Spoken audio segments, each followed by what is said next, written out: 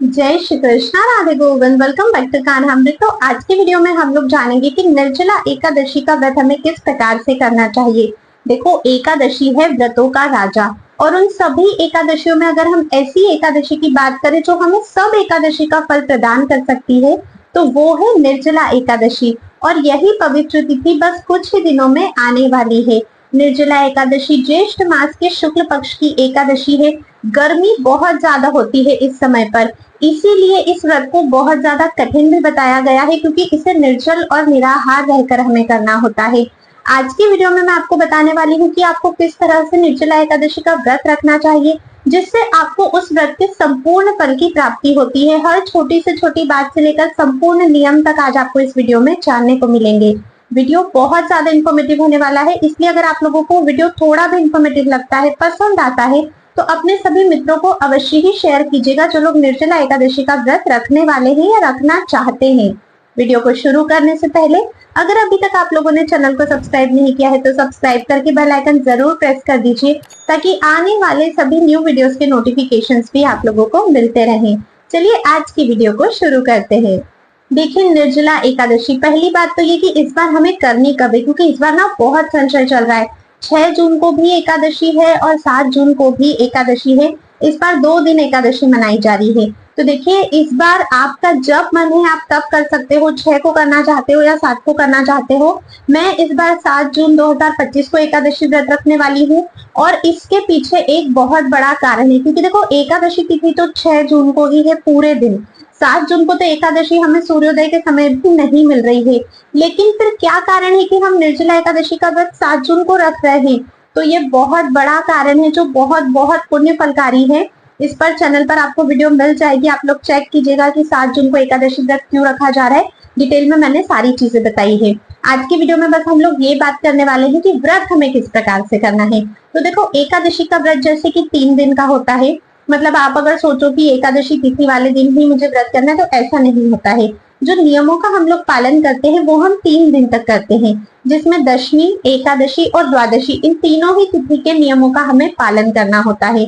तो संपूर्ण नियमों के साथ ही बात करेंगे, ताकि आप लोगों को क्लियर हो सके कि किस तरह से नियमों का पालन करते हुए हम अपने व्रत को सर्वश्रेष्ठ बना सकते हैं और उसके संपूर्ण फल की प्राप्ति कर सकते हैं।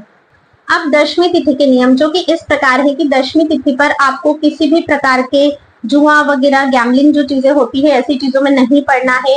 अभक्ष्य पदार्थों का सेवन नहीं करना है, जैसे मांस, मदिरा हो गया, तामसिक चीजें, प्याज, लहसुन हो गया। इस दिन आपको पूर्णतः ब्रह्मचर्य का पालन करना चाहिए। रात्रि पर आपको धरती पर शयन करना चाहिए और एक ही समय आपको भोजन करना चाहिए, यानी कि सूर्य अस्त होने के पहले पहले आप अन्न ग्रहण कर सकते हो। उसके बाद आपको अन्न ग्रहण नहीं करना है। हाँ, उसके बाद अगर आपको लगता है तो आप लोग फलाहार जरूर ले सकते हो, बाकी अन्न आपको नहीं लेना चाहिए। अब बात करते हैं एकादशी की। तो देखिए, एकादशी वाले दिन सुबह जल्दी ब्रह्म मुहूर्त में उठिए। अगर घर के आसपास कोई पवित्र नदी या सरोवर है तो वहां पे आप लोग स्नान कीजिए। अगर मान लीजिए कोई नदी या सरोवर नहीं है तो फिर घर पर ही श्री गंगा जी या यमुना जी का जल मिश्रित करके आप लोग स्नान कर सकते हैं। अब अपने स्नान आदि कार्यों से शुद्ध होने के बाद फिर आप लोगों को भगवान श्री कृष्ण की मंगला आरती करनी है। मंगला आरती किस प्रकार से की जाती है, उस वीडियो का लिंक आपको डिस्क्रिप्शन बॉक्स में मिल जाएगा, आप वहां से चेकआउट कर सकते हो। उसके बाद देखिए, आपको करनी है तुलसी महारानी की सेवा। तो तुलसी महारानी की सेवा हमें निर्जला एकादशी पर कैसे करनी, क्योंकि देखो, निर्जला एकादशी है। इस दिन तुलसी देवी को जल भी नहीं देना है, उनके पत्र भी नहीं उतारना है और उन्हें छूना भी नहीं है। उन्हें हमें किसी भी प्रकार से कष्ट नहीं देना है। तो उनकी पूजा हम कैसे कर सकते हैं, वीडियो आपको मिल जाएगा चैनल पर, आप उसे चेकआउट कर सकते हो। अच्छा, चैनल पर ना एक प्लेलिस्ट है एकादशी इंपॉर्टेंट वीडियोस के नाम से, और निर्जल एकादशी की भी एक प्लेलिस्ट है। आप दोनों को जरूर चेकआउट करिएगा, ताकि व्रत करने से पहले सभी जानकारी, जो छोटे छोटे प्रश्न होते हैं आपके, उन सभी का उत्तर जो है वो आप लोगों को मिल सके। ठीक है, अब यहाँ तक हो गया, तुलसी महारानी की सेवा पूजा कर ली। अब देखो, अगर जैसे हम लोग लड्डू गोपाल की सेवा करते हैं, तो लड्डू गोपाल बाल स्वरूप में पूजे जाते हैं। उन्हें हर थोड़ी थोड़ी देर में भूख लगती है। तो समय समय पर जिस तरह से आप डेली लड्डू गोपाल को भोग लगाया करते हो, उसी प्रकार से आपको लड्डू गोपाल को तो भोग लगाना ही है। ठीक है, उनका भोग आपको स्किप नहीं करना है, क्योंकि व्रत जो है वो भक्तों का होता है, भगवान का नहीं होता है। तो इस बात का आप लोगों को ध्यान रखना है। जैसे गर्मियों का मौसम है तो उस हिसाब से ही आप उन्हें भोग लगाइएगा। ऐसी चीजें लगाइएगा जो उन्हें ठंडक प्रदान करे, क्योंकि बहुत गर्मी का समय होता है। इसके बाद देखिए, निर्जल एकादशी है। ये एकादशी का व्रत हम भगवान श्री कृष्ण की प्रसन्नता के लिए रखते हैं। ठीक है। हरिवासर एकादशी तिथि को कहा जाता है, जिसमें भगवान स्वयं वास करते हैं। तो क्योंकि उनकी प्रसन्नता के लिए व्रत रखा गया है, तो हमें ऐसे ही कार्य करने हैं जो भगवान को प्रसन्न करते हैं। जैसे भगवान के नामों का जप कीजिए। अगर आपकी गुरु दीक्षा हो गई है, तो अपने गुरु के द्वारा जो मंत्र आपको प्रदान किए गए हैं उनका आप जप कर सकते हो। जितनी अधिक से अधिक माला हो सकती है वो आपको करनी चाहिए। इसके बाद अगर पास में कहीं भागवत जी या कोई भी कथा हो रही है, तो आप वहां पर जाइए, भक्तों का संग कीजिए, मंदिर जाइए, सत्संग सुनिए। इस तरह की ही एक्टिविटीज में अपने आप को आपको निर्जला एकादशी पर इन्वॉल्व रखना है। निर्जला एकादशी पर किसी की निंदा मत कीजिए, चुगली मत कीजिए, क्योंकि एक तरफ अगर आप व्रत करते हो और एक तरफ अगर आप ये सारे कार्य करते हो, तो उससे फिर आपके जो व्रत का फल है वो भी नष्ट होता जाता है। तो इन सब चीजों से बचना है। किसी प्रकार का षड्यंत्र हमें नहीं करना है। हमारी वजह से किसी को कष्ट नहीं होना चाहिए। जैसे जो जीव जंतु होते हैं, किसी को भी हमारी वजह से कष्ट नहीं होना चाहिए। किसी को हमें गलती से भी आज के दिन आहत नहीं करना है। तो बहुत संभल के आप लोगों को चलना है। अगर हो सके तो आप लोग अपने कामों से छुट्टी ले सकते हो। अगर कोई भी ऑफिस जाता है, कोई स्टूडेंट है, कॉलेज वगैरह जाते हो, तो आप उन चीजों से प्लीज छुट्टी ले लीजिए अगर पॉसिबल हो सके तो, ताकि घर पर ही शांति से आप अपने व्रत का पालन कर सको। और जितना हम अकेले रहेंगे उतना ही हमारे द्वारा जो दोष होने वाले हैं उनसे हम लोग बच सकते हैं। ज्यादा इस दिन आप लोग मत बोलिए, कम बोलिए, क्योंकि अगर कम बोलोगे तो अच्छा ही बोलोगे। मतलब ऐसी चीजें जो हमें नहीं बोलनी चाहिए वो आपके मुख से निकलेंगी ही नहीं। निर्जला एकादशी पर आप लोगों को दिन में नहीं सोना है और अपने मोबाइल फोन्स, टीवी, इन सभी चीजों का जितना कम हो सके जरूरत के लिए ही आप लोग यूज कीजिएगा। बाकी सारा समय भगवान के लीला चिंतन में आपको व्यतीत करना है। इस दिन हो सके तो जब आप भगवान की पूजा करते हो, वैसे पूजा विधि की सेपरेट वीडियो आपको चैनल पर मिल जाएगी कि निर्जला एकादशी पर कैसे पूजा करनी है। पर जब भी आप पूजा करोगे तो कोशिश कीजिए कि अपने ठाकुर जी को पंचामृत से आप लोग अभिषेक करवा सके। उसके बाद आप लोगों को उन्हें पीले रंग के वस्त्र धारण करवाना चाहिए। पीला, केसरिया, इस प्रकार के कलर्स आपको यूज करने हैं, क्योंकि पीत वर्ण हमारे श्री कृष्ण को बहुत अधिक पसंद है। तो आप उन्हें पीले रंग के वस्त्र धारण करवाइएगा।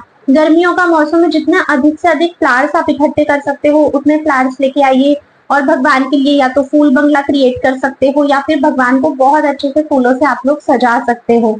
ठीक है। चंदन सेवा जरूर कीजिएगा, क्योंकि गर्मियों का मौसम है तो भगवान को चंदन से भी ठंडक मिलती है। इस दिन आपको उनकी इत्र सेवा भी अवश्य करनी चाहिए। जो गर्मियों के इत्र आते हैं वही इत्र आप यूज कीजिए, ताकि भगवान को शीतलता महसूस हो। और देखो, सबसे एक इम्पोर्टेंट बात ना, काफी सारे लोग होते हैं भगवान के पास में जल का पात्र रखते हैं पीने के लिए, पर उसको चेंज नहीं करते हैं। तो ये गलती आपको बिल्कुल भी नहीं करनी है। भगवान के पास में जो जल की झाड़ी आप लोग रखते हो उसको हर 2 से 3 घंटे में आप लोगों को चेंज करना होता है। और वो पानी आप चाहे तो अपने पीने के जल में मिला लीजिए, तो आपका भी प्रसाद रूपी जल हो जाएगा। और भगवान का हर 2 से 3 घंटे में आपको पानी चेंज करना है। अब अगर यहाँ पर ये क्वेश्चन आता है कि हम लोग तो घर पर रहते ही नहीं है, सुबह ही हम लोग ऑफिस चले जाते हैं, तो फिर हम जल कैसे चेंज करें? तो बात अलग है। लेकिन अगर घर पे कोई भी है, आप घर पे रहते हो, तो फिर आपको हर 2 से 3 घंटे में जल जो है वो चेंज करना चाहिए। निर्जला एकादशी पर संध्या वंदन का बहुत महत्व है। तुलसी देवी की पूजा करना, परिक्रमा करना, उनके सामने दीप दान करना बहुत बहुत अधिक महत्व है। तो शाम के समय में अपने घर में भगवान की पूजा होनी चाहिए और तुलसी महारानी के समक्ष भी घी का दीपक आपको अवश्य ही प्रज्वलित करना है। परिक्रमा आप चाहे तो सुबह कर सकते हैं, शाम को कर सकते हैं या दिन भर में जब भी समय मिलता है कर सकते हैं। तुलसी देवी का ध्यान रखिएगा, गर्मी बहुत रहती है, तो दशमी तिथि को ही उन्हें आप छाव में रख दीजिएगा, क्योंकि एकादशी वाले दिन तो उन्हें हमें बिल्कुल भी छेड़ना नहीं है। तो दशमी को ही आप उन्हें छाव में रख दीजिएगा और पूरे एकादशी वाले दिन नेक्स्ट डे जब तक पारण नहीं होता है उन्हें आप लोग सेफ जगह पर ही रखिएगा, ताकि तुलसी माता को किसी प्रकार का कोई भी कष्ट महसूस ना हो सके। अब देखो, एकादशी को मैंने बताया कि दिन में आपको नहीं सोना है, पर आपको पता है कि निर्जला एकादशी पर हमें रात में भी नहीं सोना चाहिए। एकादशी तिथि पर हम लोगों को जागरण करना चाहिए। अब ये जागरण आपको पूरी रात्रि का करना चाहिए और जागरण करते हुए भगवान के नामों का जप, कीर्तन, उनका स्मरण, माला जप, ये सब कार्य आपको करने। मोबाइल नहीं चलाना है, टीवी नहीं चलाना है, व्यर्थ की चर्चाएं नहीं करनी है। ठीक है। अगर आप पूरी रात नहीं जग सकते हो तो कम से कम आप लोगों को 12 बजे तक तो जगना ही चाहिए, क्योंकि 12 बजे तक तो नॉर्मली आजकल वैसे भी हम लोग जग ही लेते हैं। तो 12 बजे तक जगिए, उसके बाद आप सो सकते हो। फिर नेक्स्ट डे है द्वादशी, जिस दिन हमको अपने व्रत का पारण करना होता है। तो पारण के दिन भी आपको ब्रह्म मुहूर्त में जल्दी उठना है, क्योंकि पारण करने से पहले भी हमें काफी सारे कार्य होंगे। भगवान का भोग बनाना, ब्राह्मण भोजन करवाना, गौ माता की सेवा और बहुत सारे पारण की वीडियो मैं अलग से चैनल पर डालूंगी जो आपको मिल जाएगी कि निर्जला एकादशी पारण किस विधि से किस चीज से करना है, वो आप लोग देख सकते हो। एक और इम्पोर्टेंट बात, निर्जला एकादशी के दिन आपको निर्जला एकादशी व्रत की कथा भी अवश्य ही सुननी है। आप व्रत कर रहे हो या नहीं कर रहे हो, पर कथा आपको अवश्य ही सुननी चाहिए। कथा सुनने मात्र से आपको कई अधिक पुण्य फल की प्राप्ति होती है। तो निर्जला एकादशी की कथा की वीडियो भी आपको चैनल पर एकादशी वाले दिन मिल जाएगी, आप उसे जरूर सुनिएगा। दान का बहुत अधिक महत्व है। अगर आप गौ दान कर सकते हो निर्जला एकादशी पर, तो उससे सर्वोत्तम तो कुछ भी नहीं होता है। तो कोशिश कीजिए कि जो भी आपकी सामर्थ्य है, जितना आप लोग कर सकते हो उतना अधिक आप लोग दान इस दिन जरूर कीजिएगा। द्वादशी के समय पारण पर भी हम लोग दान करते हैं, पर निर्जला एकादशी पर भी आपको दान करना चाहिए। वो दान कुछ भी हो सकता है, भूमि का दान हो सकता है, भगवान की जैसे भगवत गीता का दान आप कर सकते हो। कहते हैं ना, ज्ञान का दान करना सबसे ज्यादा महत्वपूर्ण होता है। और गोदान तो निर्जला एकादशी पर मतलब अगर आपने कर दिया तो समझो आपको इस जीवन से मुक्ति मिल ही गई, क्योंकि गौ माता सर्व समर्थ है हमें श्री कृष्ण से मिलाने के लिए।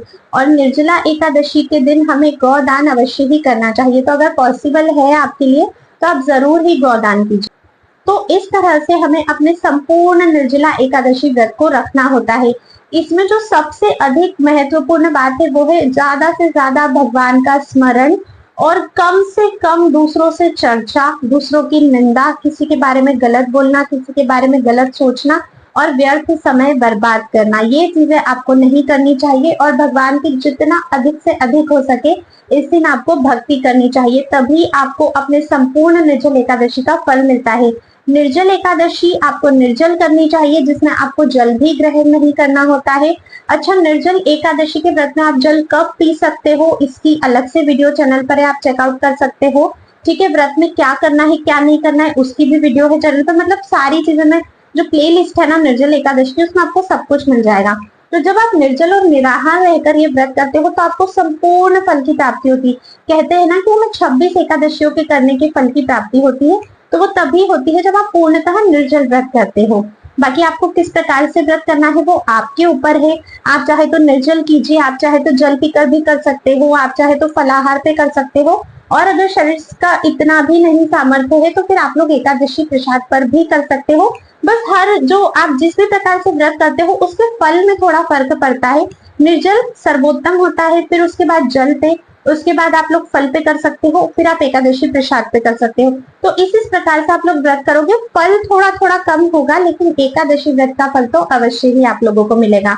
तो ये निर्जल एकादशी से रिलेटेड सारी जानकारी थी कि व्रत किस प्रकार से रखना है। अभी भी अगर आप लोगों के मन में कोई भी डाउट है, कुछ भी पूछना चाहते हैं, तो आप लोग मुझे कमेंट करके पूछ सकते हैं।